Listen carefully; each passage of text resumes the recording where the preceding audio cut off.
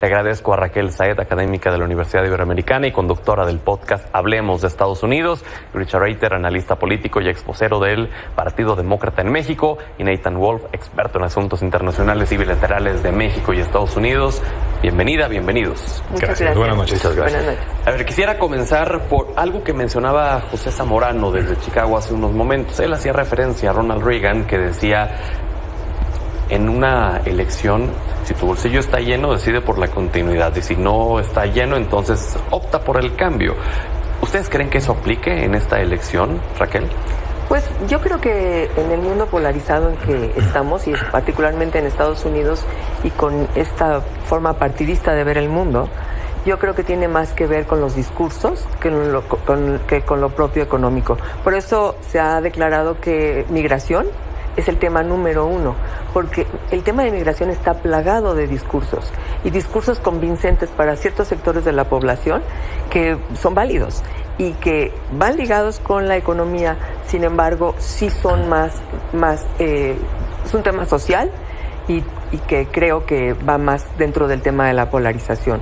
Yo sinceramente creo que la economía sí es un tema principal y lo ha sido casi en todas las elecciones. Pero en este momento en particular, donde hemos visto tantos cambios en la campaña de los dos lados tan rápidamente, creo que se va a definir de otra manera. No creo que va a ser por la parte económica. Nathan, ¿qué opinas? Yo creo que es una cuestión de emociones. Sin duda alguna la economía importa, y si estuviera realmente mal afectaría negativamente, pero en un tema donde son claroscuros, porque sí hablaba el corresponsal ahorita de que todo está más caro, pero también nunca antes se habían creado tantos empleos en Estados Unidos como en esta administración. Entonces creo que hay muchos claroscuros ahí, y eso nos mueve al tema de las emociones y qué está pasando, y lo hemos visto a lo largo de la campaña. Ha sido una campaña de altibajos en cuanto a emociones, el atentado contra el candidato republicano, después que se baja el presidente de los Estados Unidos como candidato, y entonces van subiendo y bajando las emociones, y ninguno de esos dos hechos, por ejemplo, tienen que ver con la realidad económica, social ni política de Estados Unidos, y sin embargo mueven las encuestas, mueven las preferencias. Entonces creo que estamos en un momento donde la economía está bien para unos, mal para otros, pero en términos generales ahí va. Entonces se mueve a otro terreno, que es el de las emociones. ¿Dirías entonces que quien llegue con el momentum a la elección es el que se la lleva? El tema es cómo mantienes ese momentum. Sin duda ahorita estamos, hace 3 semanas el momentum lo traía Donald Trump con el atentado, su convención, con otro candidato, él se daba ya por ganador, después se le cambió el escenario por completo, la realidad es otra. Ahora quien trae el momentum, y lo hemos estado viendo, es Kamala Harris, por el Partido Demócrata, pero sin duda alguna no es, faltan varios meses. 72 días. Exacto, para las elecciones. Entonces, mantener ese momentum y cómo mantenerlo es donde va a estar realmente la incógnita. Richard. Yo creo que sí, definitivamente es un tema del bolsillo, es follow the money. Aunque hay elementos de emociones, como bien dices, Nate, en donde que el fentanilo, que si los mexicanos, que si China, todos esos no son temas tan económicos. Económico sí es el tema de los migrantes. Porque a fin de cuentas la historia que le venden a la mayoría de los gringos que viven en el Midwest es que van a venir mexicanos a quitarles sus trabajos. Todos sabemos perfectamente que son trabajos que nadie quiere hacer. Sí, pueden abrir 1000 posiciones en el campo, vengan ustedes a recoger las frambuesas, lo que tú quieras del campo, y no se va a presentar ni un solo gringo, sea blanco o negro. Los que nos presentamos somos los latinos. Sí, pero de todas formas les venden ese miedo de que en el Rust Belt, que es donde fabricaban los coches, todos los trabajos se perdieron por mexicanos. No es cierto, se perdieron por automatización y por robots. Sin embargo, es esa la idea que les ponen para meterles el miedo. Por ejemplo, en Texas el tema del fentanilo no se escucha, nadie habla de eso, porque realmente el problema no es serio en los estados republicanos. Este problema es más que nada en California, en Oregon, en ese lado de la costa oeste de Estados Unidos. Y ahí sí retumba mucho el tema del fentanilo, y los candidatos de alguna forma, sobre todo Trump, pues habla del tema de mandar misiles a México para pelear contra los cárteles. Pero realmente el punto fundamental sí sigue siendo el bolsillo. Trascendemos más allá de los temas emocionales, y creo que a fin de cuentas los americanos siempre votan con qué también les va a ir económicamente a ellos, y por eso Kamala ayer se centró tanto en el tema de controlar los precios de la vivienda, porque sabe que a fin de cuentas es el tema económico el que más mueve las elecciones. Tú decías, Raquel, que es el tema migratorio. En el tema migratorio, ¿cómo has visto a ambos candidatos? Bueno, a la candidata y al candidato. Bueno, me queda muy claro, ¿no? A Trump lo conocimos como candidato en el 2015, bajando la escalera de la Torre Trump, para decir que los mexicanos que viven en Estados Unidos son violadores. Entonces, ya partiendo de ahí, ya sabemos cuál es la posición de Donald Trump. ¿Qué piensa Kamala Harris? Lo dijo mucho en el discurso de ayer, ¿no? Es decir, son ciudadanos que están aquí, que están por el sueño americano, y yo soy hija de migrantes de los dos lados, ¿no? Entonces, ella también está planteando esa situación. Muchos de los que conforman a la sociedad norteamericana, si no es que una gran mayoría, son descendientes de migrantes. Entonces, por ese lado era como, vean, sabemos que ustedes se refieren a cierto tipo de migrantes. Por ese tipo de migrantes nosotros vamos a controlar la frontera, que ese es donde le están a ella reclamando que ella no tuvo esa fuerza para controlar la frontera. Y creo que más se refiere al tema de fentanilo y todo esto con el tema de la frontera, pero también a los del Triángulo del Norte de Centroamérica, que es Guatemala, Honduras y El Salvador, que están pasando por México para llegar hasta la frontera, etcétera, ¿no? Todo este tema no se trata de ahora de los migrantes mexicanos, sino de otro tipo de migrantes. Y creo que sí ha sido un tema relevante por mucho tiempo, pero ahora estamos hablando de otra cosa. Y creo que, por ejemplo, este asunto de la vivienda que decía Grisha, es por todos estos homeless que están en estas ciudades demócratas, donde están asentados en las plazas y en las calles y que necesitan vivienda que esté proporcionada por los gobiernos, tanto municipales como estatales como federales. Y creo que va por ahí también, ¿no? Sí es un tema económico en ese sentido, pero más allá de si le alcanza para ir al súper o no le alcanza para ir al súper, hay más empleo. Y también sí, en el caso de que sí hay inflación, pero también hay mejores pagos. Y no porque tengan 2 o 3 empleos, sino porque en realidad los salarios subieron a instancias de Bernie Sanders, por ejemplo, y de algunos otros congresistas. Creo que va por ahí el tema económico. Es mucho más complejo que lo que pudiéramos analizar aquí. Sin embargo, creo que no está tanto enfocado en la economía como lo está en otros temas. Y en el tema migratorio, ¿podrías decir que los demócratas o los republicanos han sido más o menos efectivos? En el tema migratorio, yo creo que no han sido efectivos ningunos. Sin embargo, en la cuestión de Trump, que estuvo los 4 años en el poder, pues sí cerró la frontera, quiso manejar todo esto, involucró a nuestro país para que pusiera la Guardia Nacional y además convirtió a México en el tercer país seguro, ¿no? Donde todavía estamos. Biden no cambió esa política. Seguimos en eso, ahí estamos todavía. Entonces, pues Biden ha seguido un poco lo mismo, pero sí ha permitido un mayor paso de migrantes de estos lugares en particular, porque son los que están pidiendo asilo. De los demás, bueno, están esperando. Así que creo que va por ahí. Yo creo que Kamala Harris va a ir más o menos en el mismo sentido, aunque ayer en su discurso dijo varias cosas interesantes, como esto: voy a cuidar a aquellos migrantes que ya están aquí, que buscan la ciudadanía, y por el otro lado voy a controlar la frontera. Es un poco contradictorio, un poco difícil, pero eso es en lo que se está enfocando ahorita. Eitan, ¿qué opinas del tema migratorio con ambos? Un candidato quiere construir un muro, va a volver con su tema del muro. Para Trump es que todo se tiene que cerrar, o sea, es aislarse completamente de la frontera.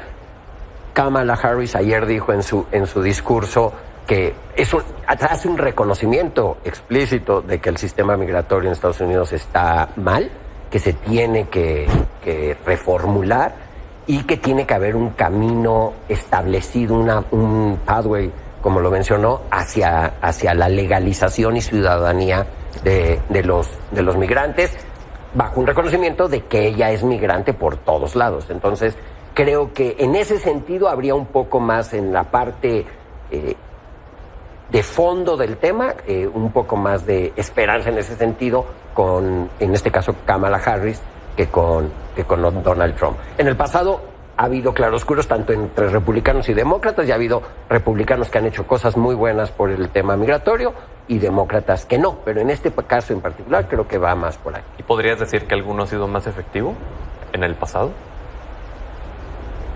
Sí, yo creo que, o sea, cuando se ha reconocido la contribución de la comunidad migrante y cómo, o sea, Estados Unidos, su historia misma es de migrantes contribuyendo a la construcción de la Unión Americana, es cuando han podido avanzar. Entonces creo que cuando se logra mover en ese sentido es cuando podemos ver cosas y avances reales en favor de los que ya están allá y en favor de los que tienen una intención de irse de una manera específica. Grisha.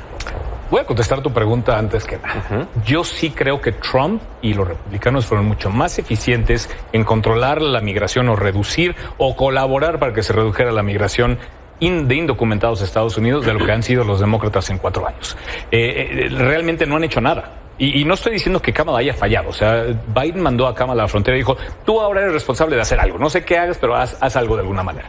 Obviamente iba a fallar. Ni siquiera le dio las capacidades de actuar de alguna manera eficiente para poder hacer cualquier cosa. También está mal que ella no entendiera la óptica, como le llaman en Estados Unidos, de que si te mandan a la frontera, pues ve a la frontera. Tómate una foto con el muro y con los migrantes y trata de al menos dar la impresión de que estás haciendo algo. No lo hizo. Creo que ahí le falló. Pero definitivamente Trump, bien o mal, separó familias, metió gente en cajas, ¿no? En jaulas, y además hizo redadas de familias que llevaban generaciones en Estados Unidos.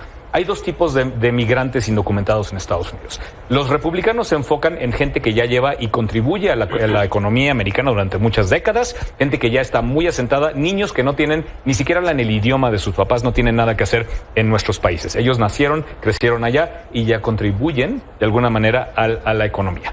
Y luego están los que acaban de llegar y los que han cometido algún delito, que es en los que se enfocó en su momento Obama y también Biden, que es, pues saquemos a los que acaban de llegar, no tienen nada que hacer, entraron de alguna manera indocumentados, y otros que cometieron delitos, obviamente hay que sacarlos. Los 2 sacaron grandes cantidades de personas. Sin embargo, sí hubo una reducción neta por el miedo que de alguna forma metió Trump en la frontera. A ver, si me dices, ¿me vas a quitar a mi hijo? Pues no voy a ir, no importa qué tan mal esté la situación en el país. ¿De acuerdo? Entonces la respuesta es, creo que sí los republicanos hicieron mucho y que los demócratas perdieron 4 años prácticamente y no hicieron prácticamente nada en la frontera. Cuando hablamos de polarización, creo que Estados Unidos es el ejemplo perfecto de un país polarizado. De un país en donde, por un lado, también hay mucho pensamiento a la antigua, por decirlo de alguna forma, y mucho pensamiento progresista. Les pregunto a los 3, ¿Estados Unidos está preparado para tener a una mujer en la presidencia, Raquel? Pues es una pregunta muy importante, y por eso el día de ayer en particular, el 4º día, toda la narrativa era sobre mujeres. Hablaba... Kamala Harris habló de su mamá, lo mismo que la hermana, obviamente, y vimos cómo se repetía el tema. Mi mamá me ayudó, mis sobrinas están aquí, ellas tienen tienen el mismo derecho que todos los demás. Y en los días anteriores Hillary Clinton habló de su propia mamá, Michelle Obama habló de su mamá. Es decir, son mujeres que no tuvieron esta oportunidad, y esta oportunidad se las vamos a dar a las nuevas generaciones a partir de Kamala Harris. Esa sería un poco la narrativa que yo entendí ayer y me pareció fundamental. De hecho, me pareció bonita, ¿no? Me pareció como llena de atractivo, estética, etcétera, ¿no? Nada más la pura narrativa. Así que yo sí creo que están listos. Lo quisieron mostrar ayer. Es cosa de que les den permiso, ¿no? Que la gente abra las posibilidades de que vayan y voten por ellos. Se habla mucho de que son misóginos en Estados Unidos y que no van a ir a votar por mujeres, que se va a dar este tema que se llama en opinión pública de Trump Bradley Effect. Es decir, que a ti te preguntan, ¿votarías por una mujer? Y tú dices que sí, pero en realidad vas y votas por el hombre, ¿no? Porque no te quieres ver misógino. Y ese sería uno de los casos en que podría darse. Yo espero que no, pero un tema interesante y que es particularmente importante como un tema cultural que se está dando es el tema del aborto. Y fue debido a los 3 jueces que nombró Trump a la Suprema Corte que el Roe versus Wade, esta ley general que era para todo el país, the law of the land, donde el aborto era permitido en todo el país, estos jueces lo echaron para atrás y lo mandaron a los estados. Entonces muchas mujeres tal vez no van a votar por él, incluso del lado republicano. Y muchas de ellas también se están quedando calladas por este asunto. También se habló mucho del aborto, y el aborto es un tema de mujeres. Entonces, si a las mujeres les están quitando muchos derechos, tal vez van a estar listas para votar por una mujer. Lo tendríamos que estar viendo, ¿no? Creo que la narrativa que viene en los próximos 70 y tantos días va a estar enfocada en muchas cosas que tienen que ver con mujeres, y por eso pienso que sí. Pero las encuestas marcan hoy en día, ¿no?, que las mujeres sí votarían por Kamala Harris. El problema que tienen realmente está en los hombres, en que los hombres realmente pudieran llegar a votar por Kamala, y ahí es donde ella incluso va abajo en las encuestas contra Donald Trump. ¿Esto se puede revertir, Raquel? Yo creo que sí se puede revertir, sobre todo según cómo manejen los discursos en las próximas semanas, ¿no? Pero si uno ve también las encuestas, casi todos los hombres demócratas votarían por una mujer y estarían de acuerdo en regresar a Roe versus Wade. Claro.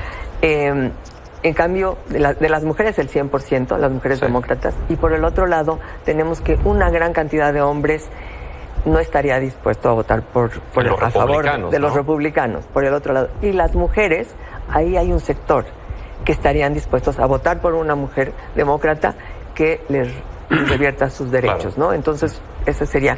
Pero las encuestas, yo te estoy hablando nada más de un sector, y me gusta mucho ver las encuestas, y las encuestas también tienen muchísimos temas, hay que cruzar todos los temas para entender qué es lo que a la gente le llama más. Claro. Nathan, ¿qué opinas? Yo difiero un poco, o sea, creo que sí están listos, creo que el mismo momentum y las encuestas de opinión medio hablan de ese tema. Los que no iban a votar de todos modos no lo harán, y creo que por eso, y lo vimos en el discurso y se está viendo ya en muchas de las estrategias de campaña demócrata, es llevar la discusión al terreno de que ella es una fiscal y él es un delincuente. Y entonces aquí lo que se va a hacer es la fiscal persiguiendo al delincuente. Entonces creo que va a ir más la discusión, la mujer joven en plenitud contra un hombre senil, usando la misma narrativa que estaba usando Trump hasta que le quitaron al que era más mayor que él de la contienda y le pusieron a una mujer joven. Y ella se refuerza, y creo que fue una buena elección al escoger a su candidato de fórmula a la vicepresidencia, un hombre blanco del Midwest de Estados Unidos. Creo que ahí es una fórmula interesante para los que pudieran tener una duda en ese sentido, y sobre todo entre los republicanos moderados, conservadores, sí les pesa el que él sea un delincuente ya juzgado en Estados Unidos. Entonces, creo que ahí pudiera estar la parte de la diferencia. Pero sí crees que esté preparado Estados Unidos para Yo creo que sí están preparados. Grisha, ¿tú qué opinas? Es que es como hablar de los mexicanos. No existe un mexicano. Hay muchos tipos de mexicanos, clase alta, clase baja, más indígena, europeo, etcétera, ¿no? De igual en Estados Unidos, no podemos hablar de Estados Unidos como un país homogéneo y como un solo grupo. Como bien mencionas, Raquel, pues son dos grupos, están los republicanos y los demócratas. Los demócratas, claramente, desde que escogimos a Barack Obama como presidente, sí, el primer presidente mezclado, blanco-negro, tiene gotitas en la sangre negra, está bien, es suficiente para ser minoría en Estados Unidos. De igual manera con Kamala Harris. Yo creo que los demócratas, en su gran mayoría, todos están a gusto, conformes y felices. Es más, lo único que hubiera podido ser mejor todavía es que Kamala Harris fuera lesbiana y fuera atea. Entonces ya hubiéramos checado todas las cosas que generalmente están prohibidas en Estados Unidos. En el caso de los republicanos es mucho más complejo, porque los republicanos, hay dos tipos de republicanos. Están los republicanos trumpistas y los republicanos que todavía se acuerdan de aquel partido republicano de Reagan, de Bush, que realmente era valores de la familia, pero que además era más un tema fiscal económico que un tema de guerra cultural. Los más de centro derecha del partido republicano, yo creo que sí estarían abiertos a una presidente como es Kamala Harris, negra, minoría y además mujer. Los trumpistas no saben ni por dónde pegarle, porque claramente saben, ya le dijeron que es una candidata DEI, sí, diversidad, equidad, inclusión, y trataron al principio como de pegarle, es que es mujer, es que es de minoría, pero inmediatamente se les revirtió eso porque muestra claramente que la mayoría de los republicanos trumpistas son misóginos, son xenofóbicos, son homofóbicos, son todas esas cosas que ellos saben perfectamente que son, y ellos definitivamente no están listos. Ahora, si sumamos la gran parte de los demócratas con los republicanos, como los Republicans for Harris, ¿no?, que sí entienden que les están quitando su partido, les están quitando su país y que debemos ya pues movernos hacia adelante, dejar tanto odio y tanto veneno que escupe Trump todo el tiempo, yo creo que sí están entre todos listos para para una mujer presidente. Yo creo que tiene una muy buena oportunidad y creo que así como cuando ganó Obama y decían es que no estamos listos para un presidente negro, creo que ahora sí realmente está Estados Unidos listo. Esta narrativa que mencionaba Nathan es muy importante porque se viene al menos un debate confirmado entre Donald Trump y Kamala Harris. En el debate anterior que tuvo Trump contra Biden, pues prácticamente le puso el último clavo al ataúd a Biden y a partir de ahí fue que comenzó ya la declive y que terminó saliéndose de la contienda. ¿Este debate pinta para ser igual de importante, Raquel? Claro. Y una cosa muy importante es que a Kamala Harris no la hemos podido definir, ¿no? Incluso los demócratas todavía no la vemos hablar sin el teleprompter, todavía no la vemos hablar sin un script, todavía no la vemos hablar en una entrevista cara a cara con un periodista. No la hemos visto todavía en un debate. Eso es lo que la va a definir. Ya nos dijo lo que va a hacer. Incluso nos habló de política exterior, nos habló de todo el tema de las mujeres, bueno, hasta de las armas, de todo. La oímos hablar perfectamente. Pero queremos verla cuando tiene que debatir o cuando tiene que contestar preguntas duras. Y eso es lo que creo que va a ser muy interesante, ¿no? Vamos a ver quién es Kamala Harris. ¿Crees que pudiera marcar el futuro de la contienda ese debate? Yo creo que sí, yo creo que sí, por supuesto. Ahorita, normalmente después de las convenciones, suben las preferencias por el partido que acaba de tener su convención, claro, como sucedió hace un mes. Y ahorita, bueno, subieron las encuestas y, bueno, todos estamos ahí puestos en las encuestas como si te contestaran las encuestas a la hora de que termina la convención la gente, ¿no? Es imposible, pero bueno. Que le pregunten a Hillary Clinton. No, bueno, ahorita que mencionas a Hillary Clinton, el voto popular lo ganó ella en su momento. Por más de 3 millones. Por eso, entonces, a lo que voy es más un tema de estrategia del colegio electoral. O sea, eso es la prueba de que sí están listos para una mujer presidenta.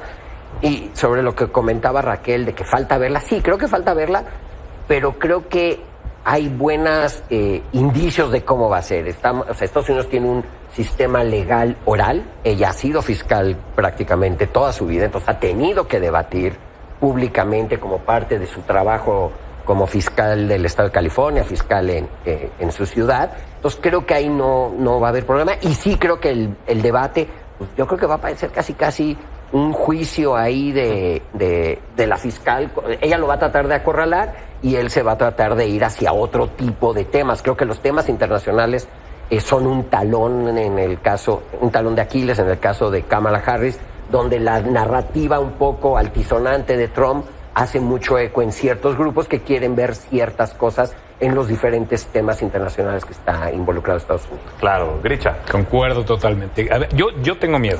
Realmente me da miedo ese debate porque, como bien comentas, ella no ha mostrado su capacidad de pensar sobre los tacones, como decimos, ¿no? Ella tiene un teleprompter, se desenvuelve muy bien, pero Trump es el tipo de persona que ha mostrado que en el momento puede decir lo que se le ocurra y además nadie lo va a culpar. Ya lo conocemos, sabemos muy bien qué va a decir, cómo se va a comportar. No hay nada que pueda hacer mal Trump en el debate. La que tiene todo que perder aquí, sin duda, es Kamala Harris. Y como bien dices, no hemos visto cómo se desenvuelve en ese tipo de espacio en donde tiene que pensar en una respuesta inmediatamente y sacarla, pues ahora sí que de su sombrero. El debate que más me interesa a mí es el de los vicepresidentes. Ese sí, de Vance y Walz, porque son personas que vienen del mismo lugar, del mismo background, hablan a la misma gente y ahí sí no sé realmente qué esperar de ese debate, pero creo que va a definir mucho. Ese creo que va a definir más, suponiendo que todo sale bien y salen igual, ni muy rasguñados ni muy exitosos Kamala y Trump del debate. Creo que a fin de cuentas lo que va a definir va a ser el debate entre los vicepresidentes. ¿Qué tanto influyen los candidatos a vicepresidentes? Normalmente no tanto. En el caso de Biden sin duda influyó porque es alguien de minoría y es una mujer y pues estamos viendo el resultado de que la haya escogido. Pero definitivamente aquí creo que más que nunca va a tener un impacto grande, porque es la clase media, son los estados bisagra donde están esas personas blancas, heterosexuales, cisgénero, que están esperando a ver quién nos va a representar mejor. Y no va a ser ni Trump y claramente tampoco va a ser Kamala, van a ser los vicepresidentes los que van a estar ahí hablando por ellos y de ahí que creo que es tan importante ese. Les pediría por favor que nos regalaran una conclusión del panorama que ven para esta elección presidencial. Raquel. Bueno, yo creo que estamos viendo historia, eso no cabe la menor duda. Vemos imágenes muy interesantes, muy contrastantes por parte de los dos partidos. Vemos que el Partido Republicano, que ha sido muy homogéneo, porque eso es lo que es, muy homogéneo, se puede incluso desmoronar un poquito de poco a poco, porque como decía Grisha, es correcto, es aquellos que van por Trump, es decir, Trump ha manipulado al partido para ser un partido republicano que en realidad es un partido trumpista. Y aquellos que no, estuvieron en la convención. Vimos por lo menos a 5 de ellos hablando a favor de Kamala Harris en la convención. Así que, por el otro lado, tenemos a Kamala Harris apoyada por los expresidentes, por las celebridades, por la gente importante, por aquellos que llaman, claro, deportistas, comediantes. Hablaron del proyecto 2025, que en algún día podríamos platicar aquí. Creo que es un tema muy interesante. Y vemos toda esta energía puesta en un solo partido, y Trump, a quien tuvo, ni siquiera a su esposa hablando. Claro. Ni siquiera a nadie más, ¿no? Entonces creo que ahí hay algo que tiene que decir, pero veremos. Gracias, Raquel. Nathan. Yo creo que estamos viviendo momentos insólitos. Nunca se había dado que un presidente que ya fue presidente y perdió una elección vuelve a buscar la presidencia. Nunca se había dado que un presidente en funciones que inicia la campaña de la reelección se baja de la campaña. Creo que estamos viviendo momentos históricos, interesantes, insólitos en Estados Unidos, de una campaña que ya estaba prácticamente definida hace 3 semanas, un mes.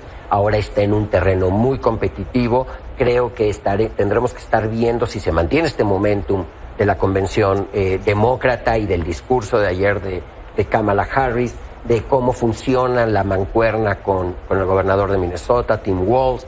Creo que ahí hay muchas cosas que hay que estar viendo. Yo creo que por lo menos ahorita sí la moneda está en el aire, cosa que no estaba en el aire hace un par de semanas. Grisha, gracias, Nita. Pues definitivamente van a ser 73 días muy interesantes. Todo nuevamente está enfocado en los 7 estados bisagra, sobre todo Georgia, que es el que todavía está a favor de Trump. Los otros, al menos en las encuestas, marcan una ventaja clara para Kamala Harris entre 3 y 8 puntos porcentuales. Incluso a nivel nacional, si vemos 538.com, pues podemos ver que ya lleva una ventaja de hasta 8 puntos porcentuales en algunas de las encuestas. Entonces, si hemos de creer las encuestas, que quizás no deberíamos, porque en las últimas elecciones claramente nos han dejado colgados, pero la realidad es que a fin de cuentas es el voto del colegio electoral, son los estados bisagra los únicos que importan aquí, y ahí es en donde vamos a ver esta batalla. Estamos muy a la expectativa, pero sin duda el discurso de Kamala Harris de ayer nos dio a todos muchísima esperanza, porque ella habla de nosotros, mientras que Trump habla de yo puedo solo, yo voy a arreglar todo, y además dijo, si yo gano esta elección, nunca tendrán que volver a votar, lo cual pues obviamente nos preocupa. Caray, pues les agradezco enormemente que nos hayan honrado con su presencia, con su valioso conocimiento. El siguiente mes continuamos en este programa especial que vamos a estar teniendo, y los esperamos de nuevo. Muchas gracias. Y